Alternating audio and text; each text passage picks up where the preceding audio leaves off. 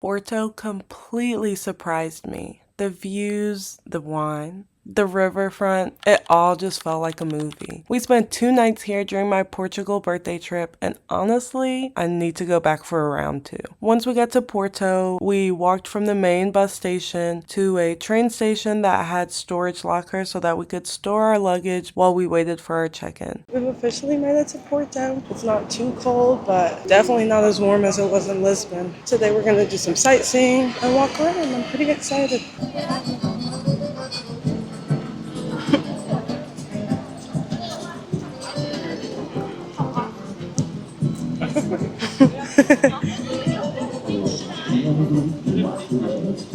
She does look real. My first stop is CLERIGOS Tower, one of Porto's most recognizable landmarks. In this tower, I believe there's only 200 something steps, so it should be pretty good. If y'all know me, y'all know I love a good viewpoint tower, but I do not love all the steps it takes to get to the top.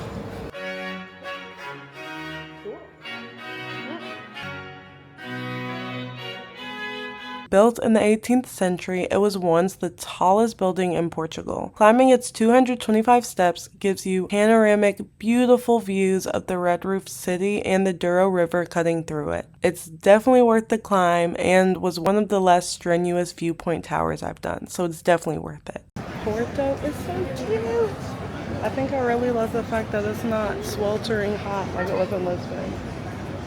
But I still love Lisbon. But I feel like Porto is a nice little vibe, just walking down the streets and stuff. Just a short walk away is Porto Cathedral, or Sé de Porto. It's one of the city's oldest and most important monuments, dating back to the 12th century. The blend of Romanesque and Gothic styles shows you how old Porto really is. This is where the city grew outward. There were musicians out there playing. It was just a nice vibe. I imagine during sunset, it's a beautiful place to be. After sightseeing, I joined a Pastel De Nata cooking class because I honestly fell in love with them once I got there. I thought they were just going to be overhyped, but they're definitely worth the hype. And you can't leave Portugal without learning how these iconic custard tarts are made. Porto might not be where they originated, but making them yourself gives a whole new appreciation for that delicious treat. Also, if you're going to Lisbon and Porto during your trip, it was actually cheaper to do this in Porto. And it was fun. This class was one of the highlights of my trip. The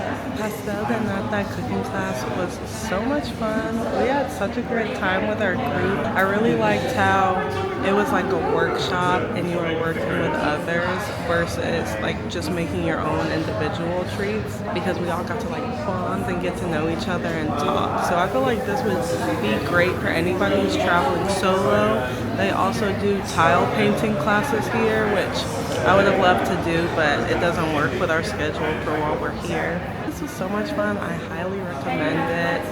The pastéis were delicious. I mean, not to toot my own horn, but it appears every time I have a cooking class, whatever I make is some of the best that I've had. Now we're gonna just really roam around for the rest of the evening, do more touristy sightseeing, and then go to a nice sunset spot.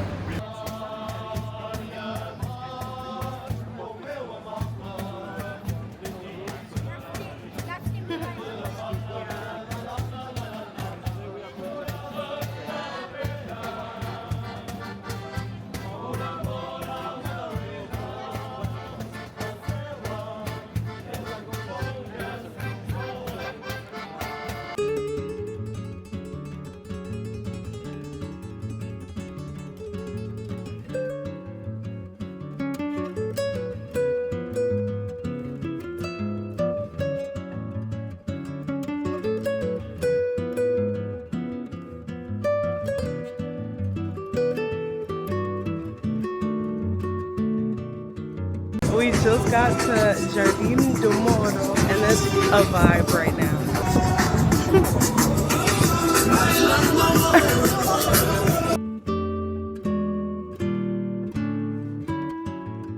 To end our first day in Porto, we wandered down to RIBEIRA, Porto's colorful riverfront neighborhood along the Douro. It's one of the city's oldest districts, and it's full of narrow medieval streets, cafes, and wine bars overlooking the Dom Luís I Bridge. At sunset, the light hits the buildings just right. Everything glows. I love eating dinner down here and could definitely see myself doing it whenever I return back to Porto. For day 2, we took a day trip to Douro Valley, and I'm gonna be honest, it was a little hectic because our driver made a few wrong turns, but once we got into the area and our trip got back on track, it was great. We headed east into the Douro Valley, which is one of the world's oldest wine regions. The drive to Pastel De Nata takes you through terraced vineyards carved into the hillsides following the river the whole way, so the views were beautiful going to it. We did a winery visit where we got to visit the vineyards, walk through them, and then did a wine tasting, which was nice. We also had a lot of time here to just relax and take in the views because, as you can see, it was so scenic and beautiful.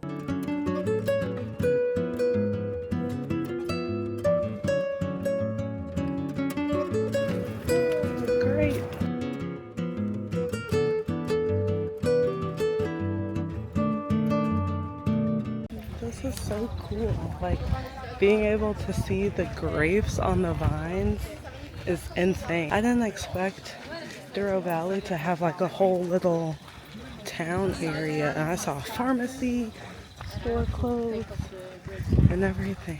The Douro Valley is the birthplace of port wine, which is fortified wine that's been produced here for centuries. It's not everyone's top choice, however, I do love port wine just because of how sweet it is. And I knew I was gonna like it because I love me some Taylor port. In the building, it shows a lot of the information and history on how port wine is made.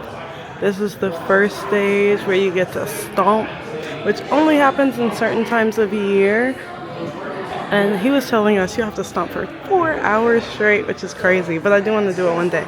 Then the wine is transferred into a vat like this, where it's left to settle. And then here's like a diagram of the fortification. First it starts with fermenting, then it goes here, and then it goes there, and then it goes into the barrel. Second stage, ooh, more stomping, and they're dancing to get through it. That's funny. And then here is talking about the fermentation.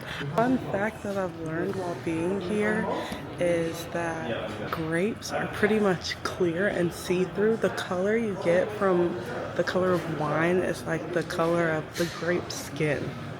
Pretty interesting, right? And this, I believe, is how many whatever of measurements can fit into that barrel. How many units of measurement? I don't know if it's like ounces or whatever, but it's pretty cool.